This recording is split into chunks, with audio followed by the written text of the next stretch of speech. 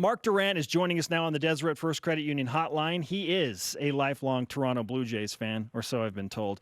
Mark, with all this Danny Ainge owning the record business going around, how do you feel about it all? Are you pulling for Danny, or would you like to see Vlad Guerrero Jr. do this and help your Blue Jays get off to a little bit better of a run here in May? Well, first of all, it's great to be on with you. I missed you guys, first of all. Let's get that out of the way. We miss your Musk. I've really missed you. And what an exciting show you've had. I was sitting here listening to you talk about win percentages, and I feel like Winona Ryder at the Oscars with the equations floating in the air over my head trying to figure out what you're but finally, BYU Sports Nation is talking about the Toronto Blue Jays, which really makes it a great show. There's just not enough Toronto Blue Jays talk on BYU Sports Nation. But listen, I'm a little bit conflicted. Obviously, Danny Ainge, man, is my hero. I mean, he played with my brother, and that was my first exposure to sports in BYU. And I'm, 9 years old, shooting in the back part of the Marriott Center. They had a little hoop there, and there's Danny Ainge, and he's treating me nice, and he was my hero. I mean, I just love Danny Ainge, and what an amazing athlete. Maybe one of the all-time great athletes. Can you imagine? I mean, he was at BYU as a sophomore doing his thing, best college player in the country. Once basketball season ends, he's up to Toronto playing Major League Baseball. I mean, you imagine Zion Williams going up to Boston to play for the Red Sox in the offseason? I mean, nobody does that. And he was, so young at the time, as you've talked about, and wasn't gangbusters up there. But just the fact that he was a college basketball player playing Major League Baseball was really remarkable. So I love Danny. I love him, but I love my Jays, and I've been waiting for them to call up Guerrero forever. I'm like, what are you waiting for? He was the best power hitter in the minors last year. Get him up there. You need some offensive help. And so, as long as he's getting hits and doubles and triples and hitting well, I don't mind if he doesn't hit a homer until he gets past the Danny Ainge mark. But I want my Jay. Number one is that the Jays are winning, and they've actually been playing a little bit better. They're not great, but they've been playing better until last night's loss. All right, so we filled our annual Blue Jays quota on the show. Yeah, that's enough of that. Heretofore, not discuss the Blue Jays anymore for the rest of the calendar year. I got a lot more stuff. Are you sure? You don't want to talk more Blue Jays? Listen, if Taylor Cole still played for them, then maybe. I don't know. All I know about the Jays is they get great players, and then the Yankees take them once they get great. Yeah, that's almost everybody, right? On a more serious note, Mark, we talked about it a little bit, but Tuesday night, Danny Ainge had a mild heart attack. He appears to be doing okay, but that was a pretty scary situation for one of the greatest athletes in BYU history.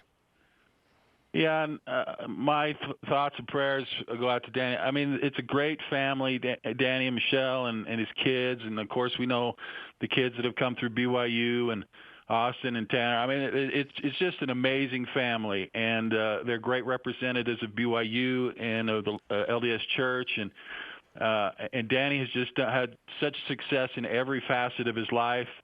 And so it's so good to hear that he expected to have a full recovery. And like I said, Danny has always been so gracious and kind and good to me.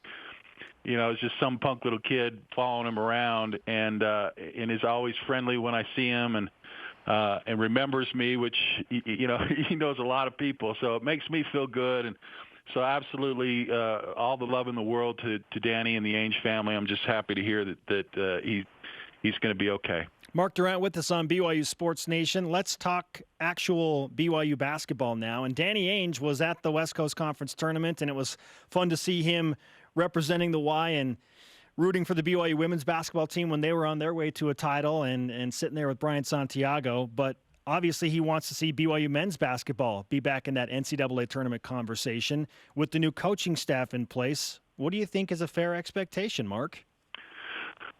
I'll answer that. Let me tell you a funny little Danny Ainge story. I saw him when BYU played at UNLV this past year. down at what's the name of the new arena there? T-Mobile. Yeah, whatever it is. So I'm walking in, and there's Danny, and he looks like a lost puppy out there. And he's like, Mark, I need to get in here and get into this game. I need to see this game. I'm like, well, you're Danny Ainge. Just go walk in, But so he said, no, you go in and tell so-and-so and get him out here and get me in the game. So I go in and get Danny Ainge into the T-Mobile arena.